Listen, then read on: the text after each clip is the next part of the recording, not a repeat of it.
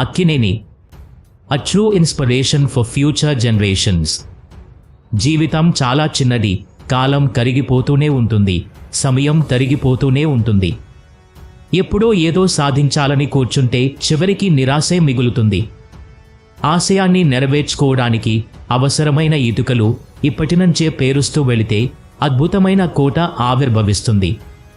ఆ కోట గోడలపైనే కాదు, దాని చుట్టూ ఉన్న చరిత్రలోనూ కష్టపడిన వారి పేరు కనిస్తుంది. వారు సాధించిన విజయం తరతరాల పాటు వినిపిస్తుంది.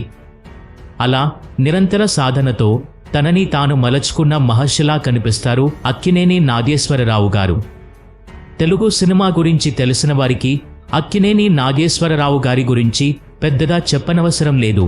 నవరసాల పట్ల అవగాహన ఉన్నవారికి ఈ పేరు తెలియకుండా ఉండదు.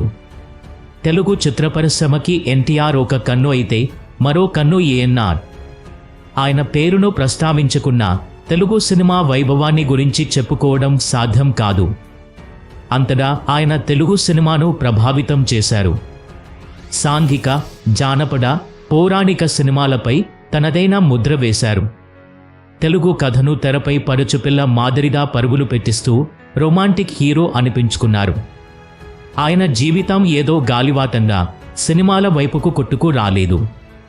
కృష్ణా జిల్లా గుడివాడ తాలూకా రామాపురం గ్రామంలో జన్మించిన ఆయన తను ఇష్టపడి ఇండస్ట్రీ దిశగా అడుగులు వేశారు.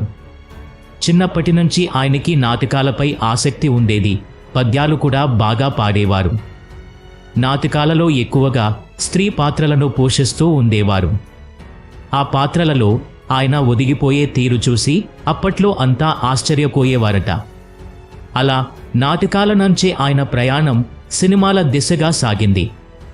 అలా ధర్మపత్ని సినిమాలో ఆయన ఒక చిన్న వేషం సంపాదించుకోగలిగారు.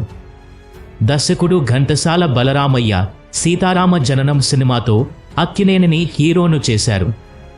ఆ తరువాత బాలరాజు సినిమాతో అక్కినేనికి స్టార్డమ్ వచ్చేలా చేసింది కూడా ఆయనే. ఇక కీలుగూడెం సినిమాతో మరో విజయాన్ని సొంతం చేసుకున్న అక్కినేని గారు దేవదాసు సినిమాతో జనం మెచ్చిన నటుడిగా నీరాజనాలు అందుకున్నారు. విషాదంతో కూడిన ప్రేమ కథలలో నటించటంలో అక్కినేనికి గారికి సాటి పోటీ లేదని నిరూపించుకున్నారు. కెరియర్ తొలి రోజులలో ఆయన ఆ స్థాయి నటనను ప్రదర్శించడం గురించి ఇప్పటికీ గొప్పగా చెప్పుకుంటారు.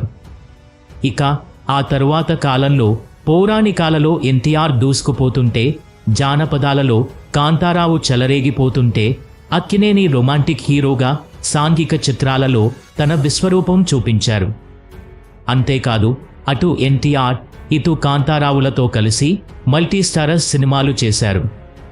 పట్నం దొరబాబు పాత్రల్లో ఆయన ఎంతటి హుందాగా కనిపించేవారో, పంచెగట్టి ముల్లుధర చేతబడితే పల్లెటూరి బుల్లోడుగా కూడా అంతేలా తన దూకుడు చూపించేవారు.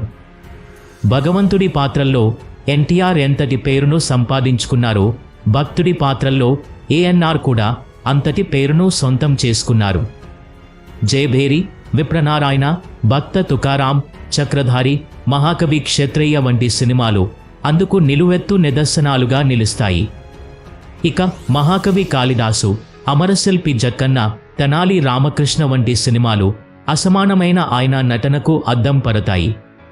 ఈ సినిమాలు ఆయన నటనలో గొప్పతనానికి నిర్వచనం చెబుతాయి.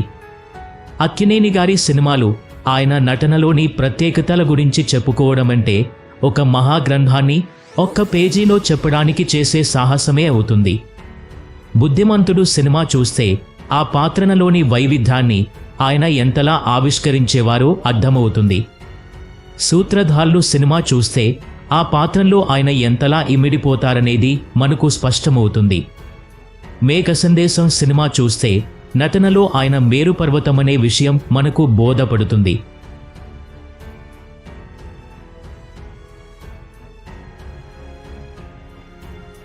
ఈ వీడియో కనుక మీకు నచ్చితే లైక్ చెయ్యండి, షేర్ చెయ్యండి. ఇలాంటి మంచి వీడియోస్ కోసం మా ఛానల్ని సబ్స్క్రైబ్ చేయండి.